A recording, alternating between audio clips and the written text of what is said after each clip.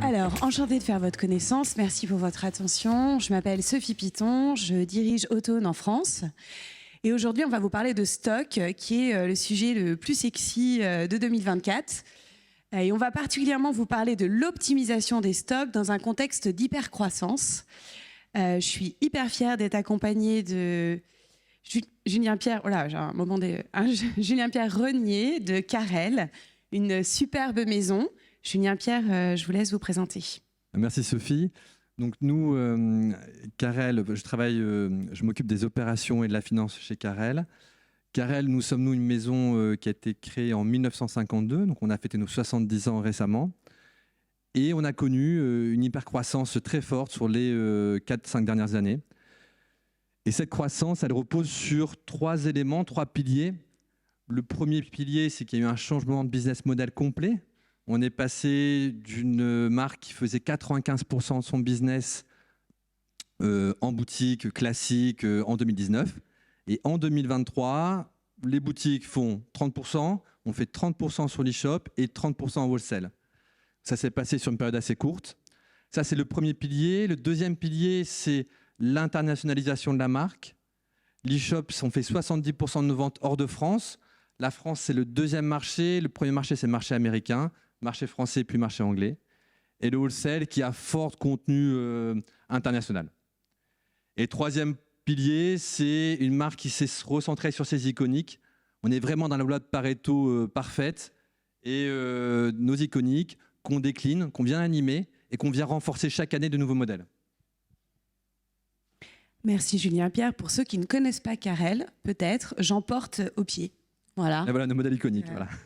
Si vous avez des questions, attendez, je vais me mettre là. Je vois quelqu'un qui regarde. Voilà. Vous voyez, superbe mode française. Une maison de 70 ans, il me semble. Alors, quels sont les enjeux d'une PME en hypercroissance ? C'est beaucoup de sujets. Donc, c'est des super sujets, mais c'est un vrai sujet pour nous. Donc, hypercroissance, PME. Le premier enjeu, c'est l'enjeu de la trésorerie.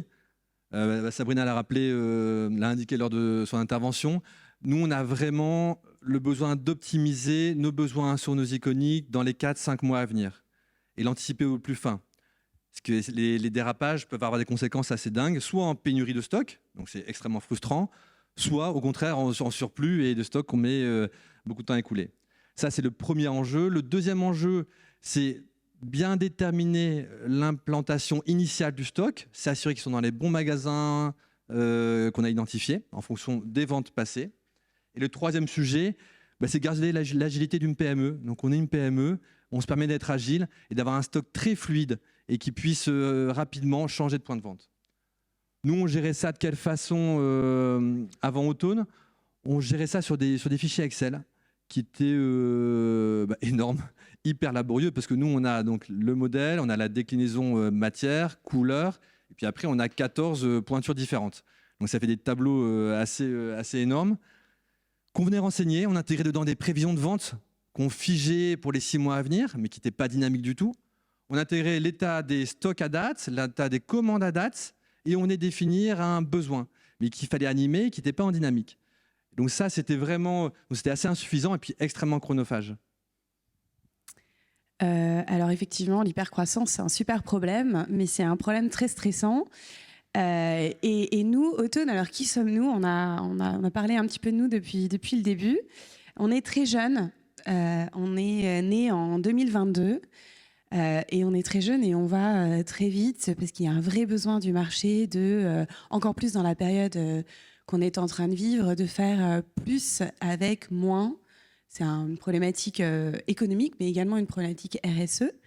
Et c'est pour ça que vous voyez sur ce slide de très très belles marques qui vont de marques plus confidentielles comme Carrel à du fast fashion avec Marois, qui est un bel acteur du prêt-à-porter au Maroc, de l'hyperluxe avec Roberto Cavalli et puis du prêt-à-porter accessible comme Sud Express.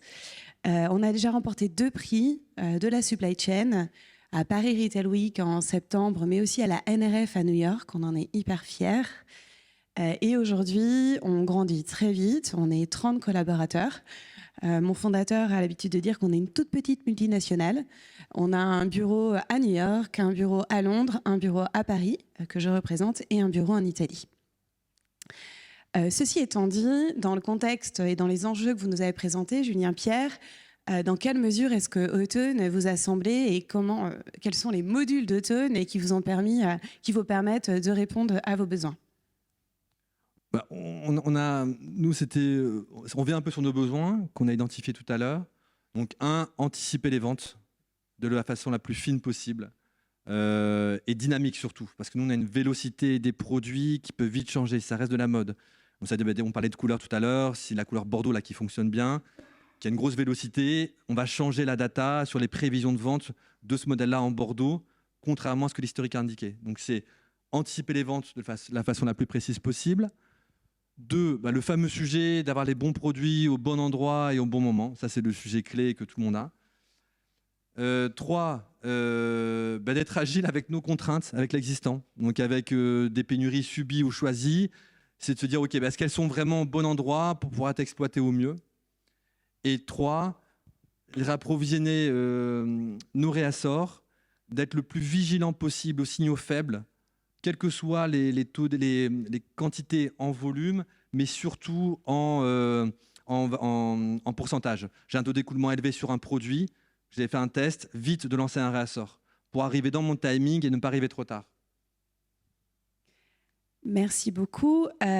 Donc vous avez compris que Autone répondait à ces enjeux. Autone, pour faire simple, c'est un outil qui s'implémente en modules. On a aujourd'hui 5 modules. Un module de réassort qui permet d'adopter l'assortiment de chacun de vos magasins, de sortir un petit peu cette logique de cluster très très très bien décrite par Sabrina tout à l'heure. Le cluster du cluster du cluster, et puis à la fin on ne sait plus pourquoi le cluster existe, mais de comprendre quel est le bon assortiment et la bonne profondeur pour chacun de vos magasins.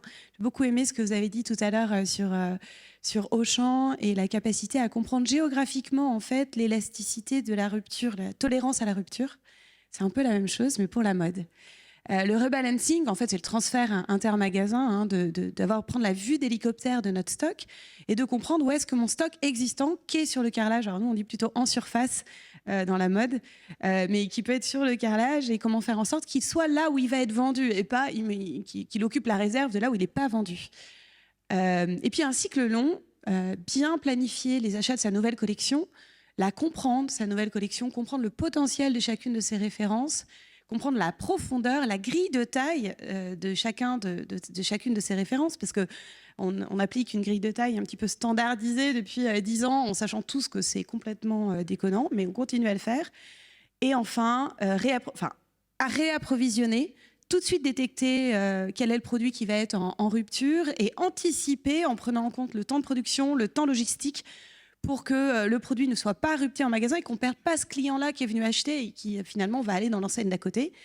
Et enfin, notre module de BI qui va permettre de mesurer la performance du retail, du e-commerce de façon agile, flexible. C'est un cube en fait qui va permettre à chacune des personnes qui utilisent Autone de comprendre, de suivre ses KPI et de comprendre l'impact en chiffre d'affaires, en marge et en écoulement que son travail à son niveau a chaque jour.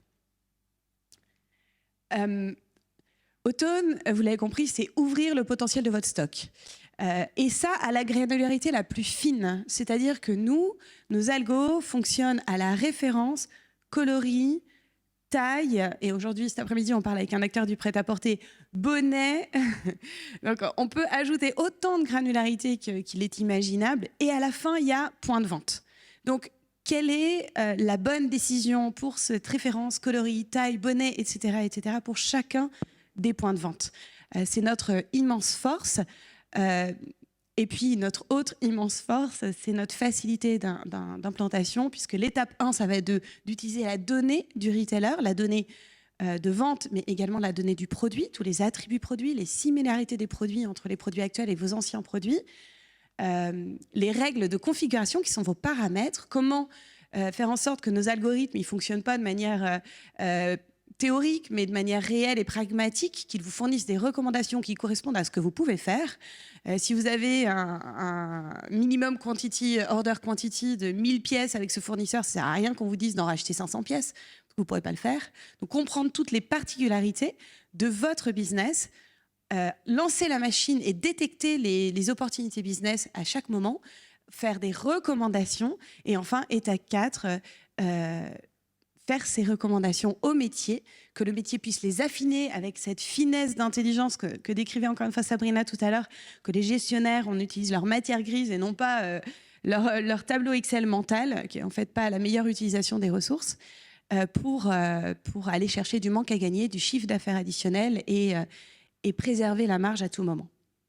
Julien Pierre, en conclusion, quels ont été les éléments qui, aussi rapidement qu'on s'est rencontrés, vous ont déterminé à choisir Ottone comme solution à votre hypercroissance, si je peux dire ça comme ça?